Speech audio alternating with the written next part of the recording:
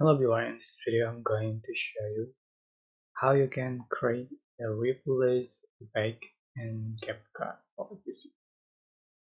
So this is easy tutorial and I think it's for you guys who are using CapCut PC for the first time, and you are just going to select your photos or videos you like to edit, and for example I'm just going to add the image and just going to effect and select distortion video effect, so you can find a replace, just add to the track and you can just right away assembling and change for the option of twist speed and see for the final result.